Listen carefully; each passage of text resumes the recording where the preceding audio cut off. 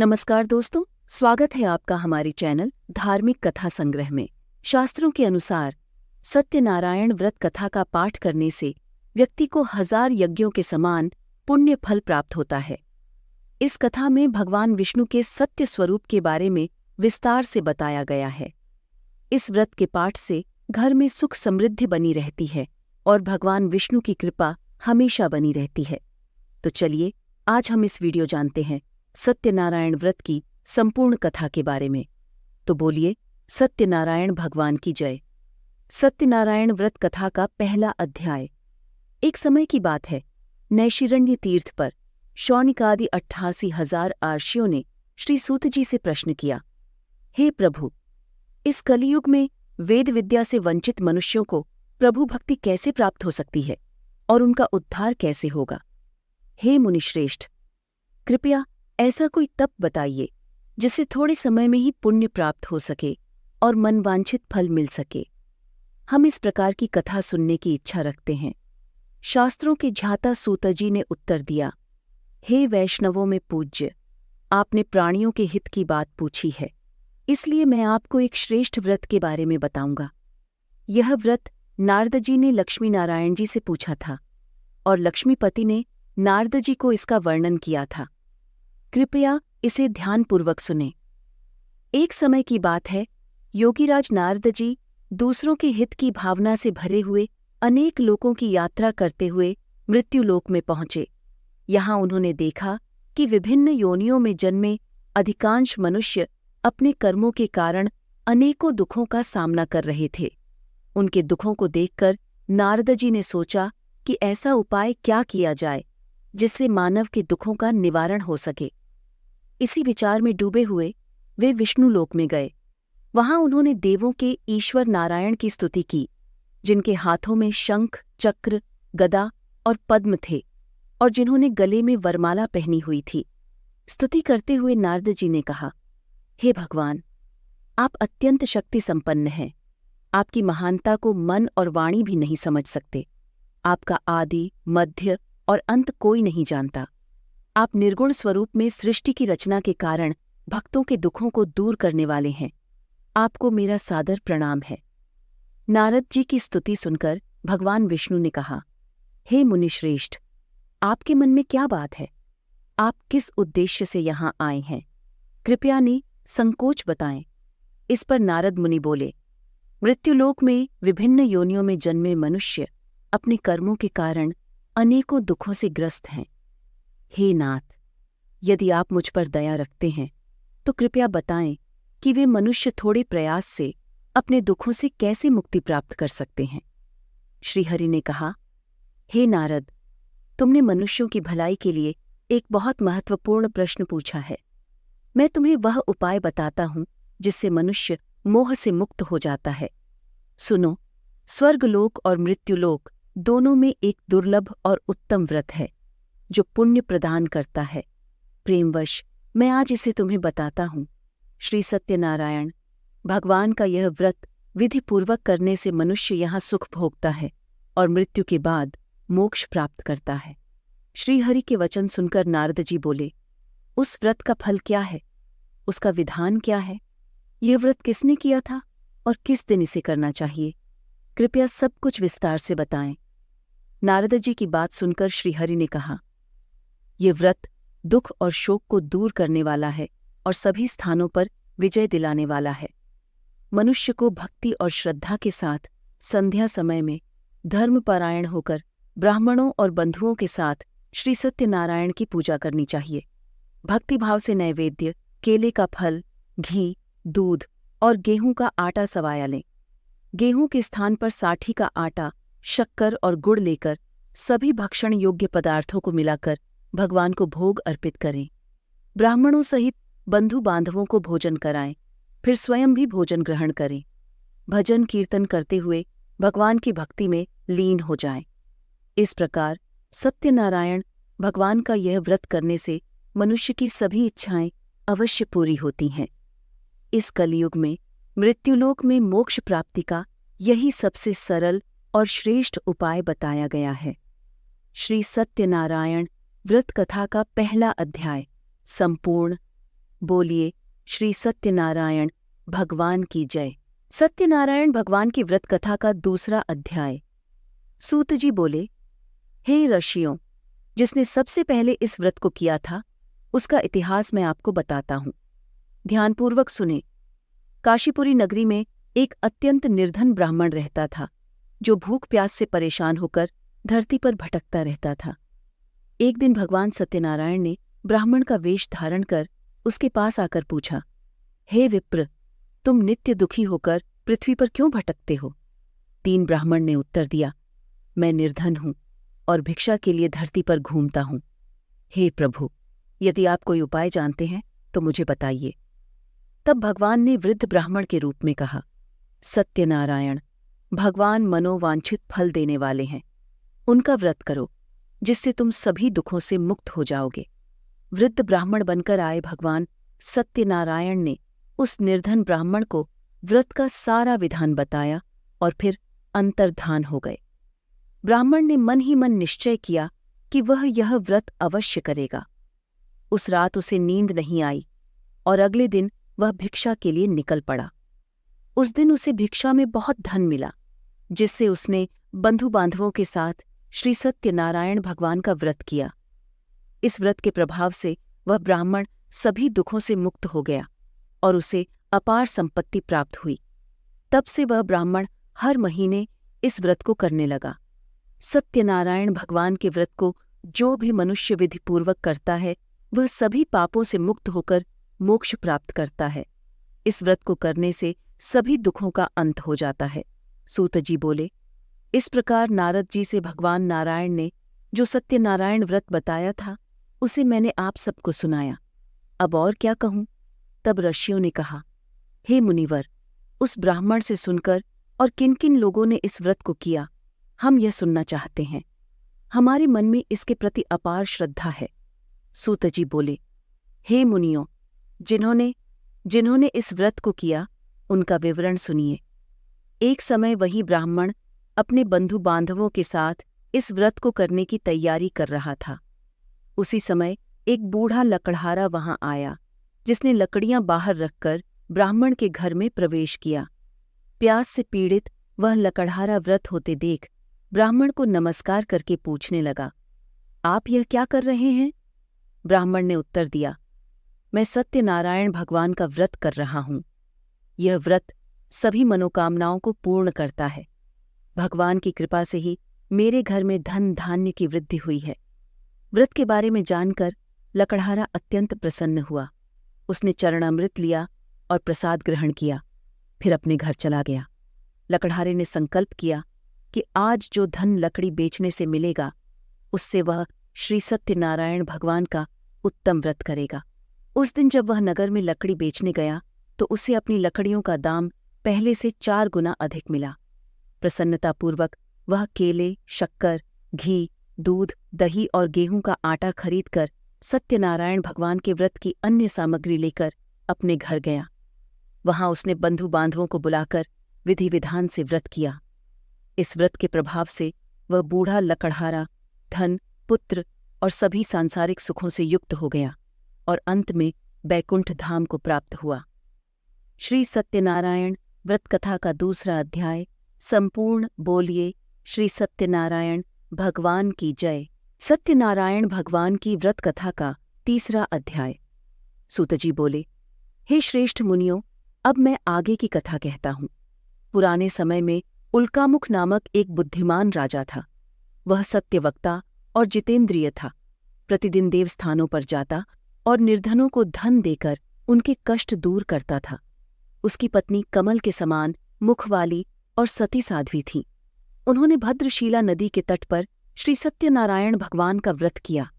उसी समय साधु नामक एक वैश्य वहां आया, जिसके पास व्यापार के लिए बहुत सा धन था। राजा को व्रत करते देख वह विनम्रता से पूछने लगा, हे राजन, आप भक्तिभाव से यह क्या कर रहे हैं? मुझे सुनने की इच्छा है, कृपया बताएं। राजा ने कहा, हे साधु, मैं अपने बंधु बांधवों के साथ पुत्र प्राप्ति के लिए महाशक्तिमान श्री सत्यनारायण भगवान का व्रत और पूजन कर रहा हूं। राजा के वचन सुनकर साधु बोला, हे राजन, कृपया मुझे इस व्रत का सारा विधान बताएं। मैं भी इसे करूंगा, क्योंकि मेरी भी संतान नहीं है, और इस व्रत को करने से निश्चित रूप से मुझे संतान की प्राप्ति होगी। राजा से व्रत का विधान सुनकर वह अपने घर वापस गया। साधु ने अपनी पत्नी लीलावती से इस व्रत का वर्णन किया और कहा, जब हमारी संतान होगी तब मैं इस व्रत को करूंगा।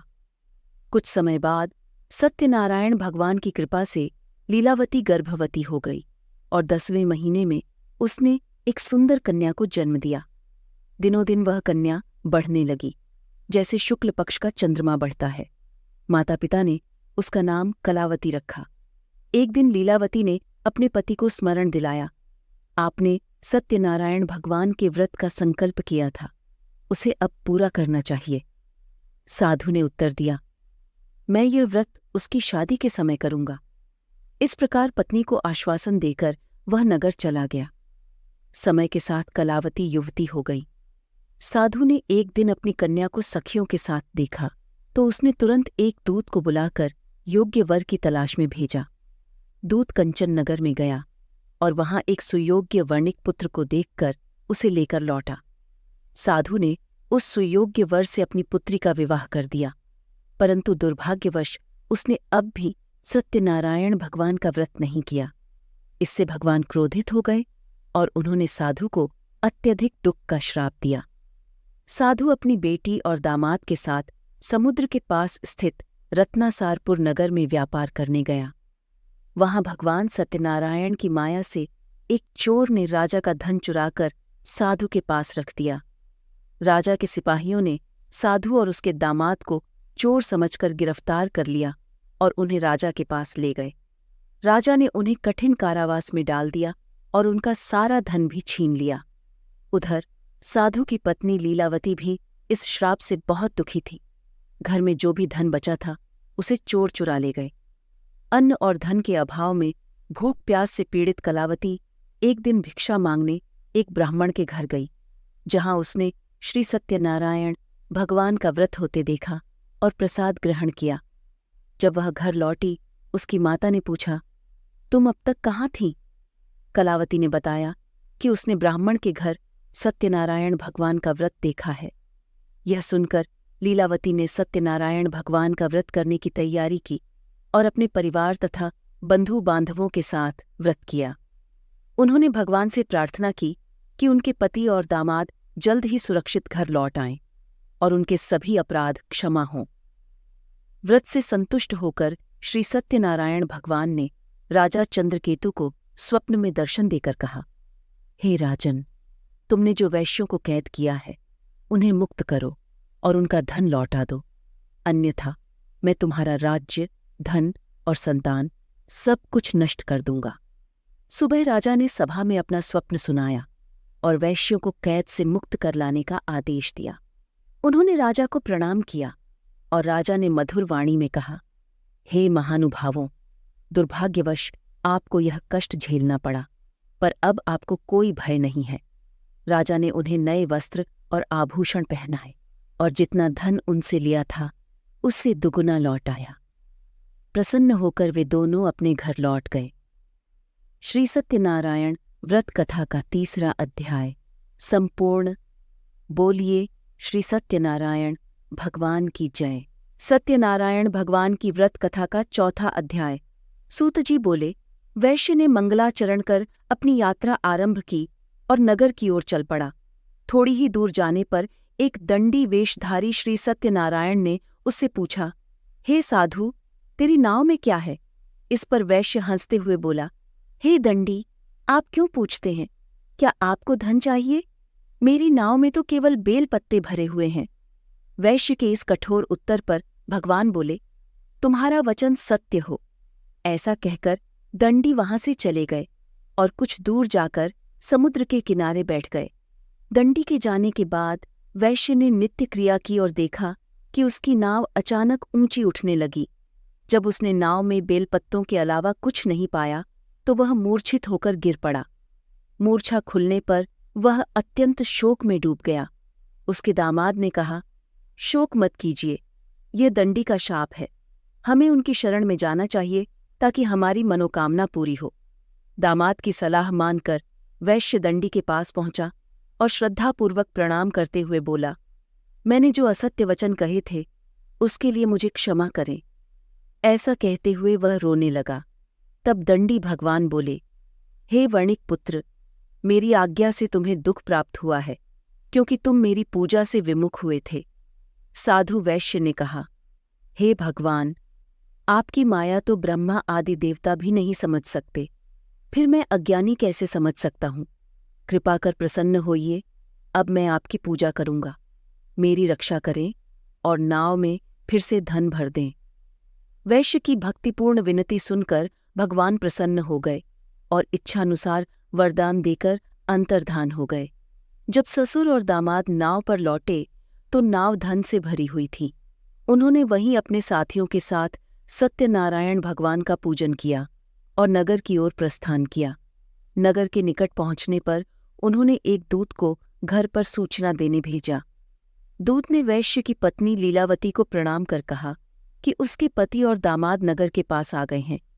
यह सुनकर लीलावती ने हर्षपूर्वक सत्यनारायण भगवान का पूजन किया और अपनी बेटी कलावती से कहा, मैं अपने पति के दर्शन करने जा रही हूँ, तुम पूजा पूरी कर जल्दी आना। माँ की बात सुन कलावती जल्दी में प्रसाद छोड़कर अपने पति के पास चली गई। प्रसाद की अवहेलना से भगवान सत्यनारायण रुष्ट हो गए और नाव सहित उसके पति को जल में डुबो दिया। अपने पति को वहां न पाकर कलावती रोते रोते भूमि पर गिर पड़ी। नाव को डूबा हुआ देख और बेटी को रोता देख वैश्य दुखी होकर बोला, हे प्रभु, हमसे जो भूल हुई है उसे क्षमा करें। वैश्य की दीनता से प्रसन्न होकर भगवान ने आकाशवाणी की, तेरी बेटी ने प्रसाद छोड़कर आने का अपराध किया है, इसलिए उसका पति अदृश्य हो गया है। यदि वह घर जाकर प्रसाद ग्रहण करेगी तो उसका पति पुनः मिल जाएगा। आकाशवाणी सुनकर कलावती घर गई, प्रसाद खाया और फिर अपने पति के दर्शन किए। इसके बाद वैश्य ने अपने परिवार सहित विधि विधान से श्री सत्यनारायण भगवान का पूजन किया।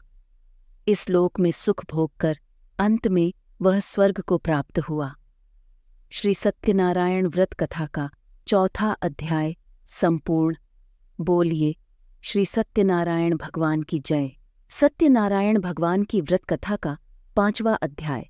सूतजी बोले, हे ऋषियों, अब मैं आपको एक और कथा सुनाता हूँ, उसे ध्यानपूर्वक सुने। तुंगध्वज नाम का एक राजा था जो प्रजा के पालन में लगा रहता था, लेकिन उसने भी भगवान का प्रसाद त्याग कर भारी कष्टों का सामना किया। एक बार राजा वन में शिकार करने गया और वन्य पशुओं को मारकर बड़ के पेड़ के नीचे आया। वहां उसने देखा कि ग्वाले अपने परिवार सहित भक्तिभाव से श्री सत्यनारायण भगवान का पूजन कर रहे थे, किंतु राजा ने अपने अभिमान के कारण उन ग्वालों की पूजा को अनदेखा किया। न ही वह पूजा स्थान में गया और न ही भगवान को प्रणाम किया। ग्वालों ने राजा को प्रसाद अर्पित किया, लेकिन उसने उसे नहीं खाया और प्रसाद वहीं छोड़कर अपने नगर वापस चला गया। जब वह नगर पहुंचा तो उसने देखा कि वहां सब कुछ तहस नहस हो चुका है। तभी राजा को समझ आ गया कि यह सब भगवान सत्यनारायण की ही लीला है। राजा तुरंत ग्वालों के पास लौटा और विधिपूर्वक सत्यनारायण भगवान की पूजा की तथा प्रसाद ग्रहण किया। भगवान की कृपा से उसके नगर की पूर्व स्थिति पुनः बहाल हो गई। दीर्घकाल तक राजा सुखपूर्वक राज्य करता रहा और अंत में स्वर्गलोक की प्राप्ति हुई। जो भी मनुष्य इस दुर्लभ सत्यनारायण व्रत का पालन करेगा, उसे भगवान सत्यनारायण की कृपा से धन धान्य और सुख की प्राप्ति होगी। निर्धन व्यक्ति धनी बन जाता है और वह भय मुक्त जीवन जीता है। निसंतान व्यक्ति को संतान सुख प्राप्त होता है और सभी मनोरथ पूर्ण होने के बाद वह अंततः बैकुंठ धाम को प्राप्त करता है। सूतजी बोले, अब मैं उन लोगों के अगले जन्म की कथा कहता हूँ जिन्होंने पहले इस व्रत को किया था। वृद्ध शतानंद ब्राह्मण ने सुदामा के रूप में जन्म लेकर मोक्ष प्राप्त किया। लकड़हारा अगले जन्म में निषाद बनकर मोक्ष को प्राप्त हुआ। उल्कामुख नाम का राजा राजा दशरथ के रूप में जन्म लेकर बैकुंठ को गए। साधु वैश्य मोरध्वज बनकर अपने पुत्र का बलिदान देकर मोक्ष को प्राप्त हुआ। महाराज तुंगध्वज ने स्वयंभू होकर भगवान की भक्ति के साथ कर्म किया और मोक्ष प्राप्त किया। श्री सत्यनारायण व्रत कथा का 5वां अध्याय संपूर्ण। बोलिए श्री सत्यनारायण भगवान की जय। तो दोस्तों, ये कथा हमें यह सिखाती है कि भगवान सत्यनारायण की पूजा से सभी दुखों का नाश होता है और सुख, शांति और समृद्धि प्राप्त होती है। इसमें यह भी बताया गया है कि जो लोग सत्यनारायण की पूजा और व्रत का पालन करते हैं, उन्हें जीवन में कठिनाइयों का सामना नहीं करना पड़ता और उनकी सभी इच्छाएं पूरी होती हैं। सत्यनारायण व्रत करना भगवान की कृपा पाने का सरल और प्रभावी तरीका है और इसे जीवन के किसी भी शुभ अवसर पर किया जा सकता है। दोस्तों, ऐसे धार्मिक वीडियो के लिए हमारे चैनल को सब्सक्राइब करो और ये वीडियो पसंद आया तो इसे लाइक और शेयर ज़रूर करें और कमेंट में लिखें सत्यनारायण भगवान की जय।